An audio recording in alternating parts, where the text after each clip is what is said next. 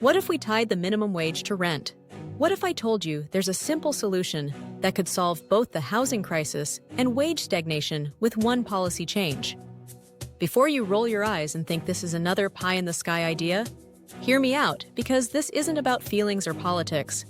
This is pure mathematics, and the numbers might shock you. Picture this scenario. You're scrolling through apartment listings, and every single place that doesn't look like a crime scene costs more than your entire paycheck. Sound familiar? Well, what if we could fix this mess by doing something that sounds crazy, but is actually brilliant, tying minimum wage directly to local rent prices? Stay with me, because by the end of this video, you'll understand why this isn't radical policymaking. It's just smart economics. Let me introduce you to something called the 30% rule. This isn't some new concept I made up. Financial experts and housing authorities have used this guideline for decades.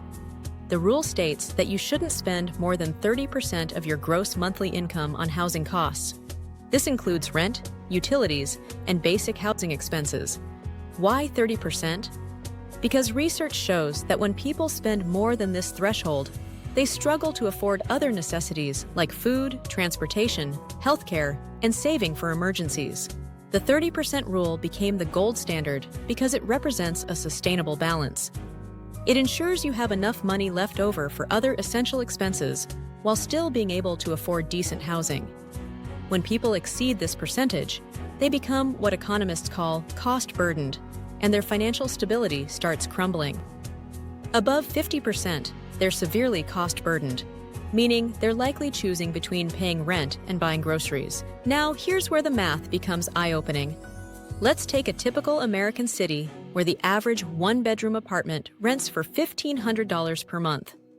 Using the 30% rule, a person would need to earn $5,000 monthly to afford this rent sustainably.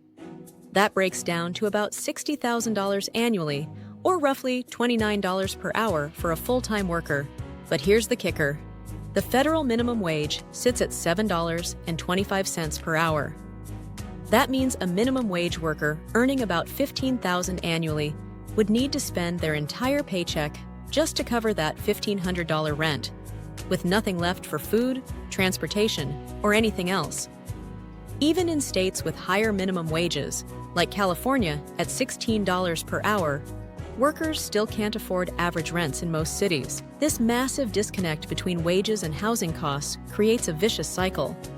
Workers take multiple jobs just to survive, employers struggle with high turnover, and communities suffer from instability. Meanwhile, rent keeps climbing because there's no market pressure pushing back against these increases. So what if we flipped the script entirely? What if we created a system where minimum wage automatically adjusts based on local median rent prices? Instead of arbitrary wage increases that happen sporadically through political battles, we'd have a mathematical formula that ensures workers can actually afford to live where they work. Here's how this would function in practice. Every year, local governments would calculate the median rent for a basic one- or two-bedroom apartment in their area. They'd apply the 30% rule to determine what income level someone needs to afford that rent. Then, they'd set the local minimum wage to match that requirement. If rent increases, wages increase automatically. If rent decreases, which could actually happen under this system, wages would adjust accordingly. This creates something economists love: aligned incentives. Right now, landlords and employers operate in separate universes. Landlords want maximum rent regardless of what local workers earn. Employers want minimum labor costs regardless of what housing costs. These conflicting interests create the mess we're living in today. But when wages tie directly to rent, suddenly everyone's interests align. Companies realize that high rent means high labor costs. They start caring about housing policy because it directly impacts their bottom line. Instead of fighting affordable housing developments, businesses would support them because lower rent means lower wage requirements. Think about the major corporations already investing heavily in housing solutions. Amazon has pledged over $2 billion for affordable housing in Seattle, Virginia, and Nashville. Google committed $1 billion to address housing costs in the San Francisco Bay Area. Apple announced $2.5 billion for California housing initiatives. These companies aren't being charitable, they're being practical. These tech giants understand that housing costs directly impact their ability to attract and retain workers. When employees spend 70% of their income on rent, they burn out faster, quit more frequently, and demand higher salaries to compensate. By investing in affordable housing, companies reduce their long-term labor costs while improving employee satisfaction and retention. Under a rent-tied wage system, this corporate investment in housing would explode because every dollar spent reducing local rent costs saves money on wages. Companies would lobby for zoning reforms, support transit-oriented development, and fund housing construction because it directly reduces their labor expenses. Now let's address the elephant in the room. Critics immediately ask whether businesses would just raise prices to offset higher wages, creating inflation that cancels out any benefits. This concern deserves serious consideration, but the economics suggest otherwise. First, businesses already face competitive pressure that limits arbitrary price increases. If McDonald's tries to double burger prices just because wages increased, customers will choose Burger King, Subway, or cook at home.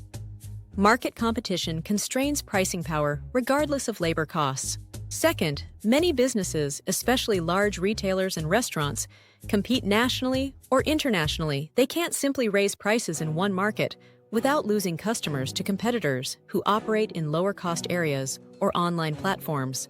Third, higher wages increase local purchasing power, which can actually boost business revenue. When workers have more disposable income after paying rent, they spend more on goods and services, creating economic growth that benefits employers. The research supports this logic. Studies of minimum wage increases show minimal impact on prices. A comprehensive analysis of decades of minimum wage changes found that a 10% wage increase typically leads to less than 1% price increase. The benefits to workers far outweigh any modest price adjustments. But what about small businesses that operate on thin margins? This concern is valid and requires thoughtful implementation. A rent-tied wage system shouldn't shock small employers with sudden massive wage increases. The solution involves gradual phase in periods and targeted support. When rent increases trigger wage adjustments, small businesses could receive advance notice and time to adapt. Tax credits could offset some wage costs for businesses below certain revenue thresholds. Training programs could help small employers improve productivity to justify higher wages. Many successful small businesses already pay above minimum wage because they understand that better compensation leads to better employees, lower turnover, and higher productivity.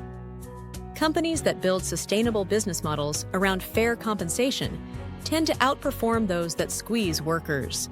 Consider the broader economic implications of rent-tied wages.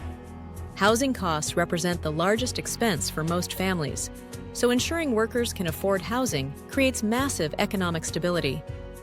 When people aren't constantly stressed about rent, they make better financial decisions, invest in education and skills, and contribute more productively to their communities. This policy could also address geographic inequality. Right now, federal minimum wage treats rural areas with $500 rent the same as urban centers with $3,000 rent. Rent-tied wages would create appropriate regional variation while maintaining the principle that full-time work should provide basic housing security. The implementation would require careful design. Local housing authorities would need robust data collection systems to track median rents accurately. Anti-gaming measures would prevent artificial rent manipulation. Transition periods would give businesses time to adjust. Appeals process would handle special circumstances. International examples provide guidance. Several European countries link wages to cost of living indicators. Switzerland's regional wage variations reflect local housing costs. Australia's minimum wage system considers housing affordability. These models demonstrate that wage cost alignment is feasible and effective. The political dynamics around this policy are fascinating. Traditional wage increase debates pit workers against employers in zero-sum battles, but rent-tied wages align interests differently. Employers who support affordable housing suddenly become allies in wage policy. Housing developers who create affordable units help reduce everyone's labor costs. This alignment could break through typical political gridlock. Conservative business groups might support the policy because it creates predictable, market-based wage adjustments instead of arbitrary political increases. Progressive advocates might embrace it because it directly addresses housing affordability while ensuring living wages. The timing for this policy couldn't be better. Remote work trends have highlighted how housing costs affect labor markets. Companies are already adjusting compensation based on employee locations. Rent-tied wages would formalize and systematize this practice while extending benefits to all workers, not just remote professionals. Climate change and urbanization will continue driving housing demand in successful cities. Without policy intervention, the wage-housing gap will keep widening. Rent-tied wages provide a market mechanism that automatically adjusts to these pressures while maintaining worker housing security. Critics might argue this system could reduce labor market flexibility or create unemployment if businesses can't afford higher wages. However, the current system already creates massive inefficiencies. Workers who can't afford local housing either commute long distances, increasing transportation costs and reducing productivity, or they leave for cheaper areas, creating labor shortages. Rent-tied wages would encourage more efficient land use and housing development.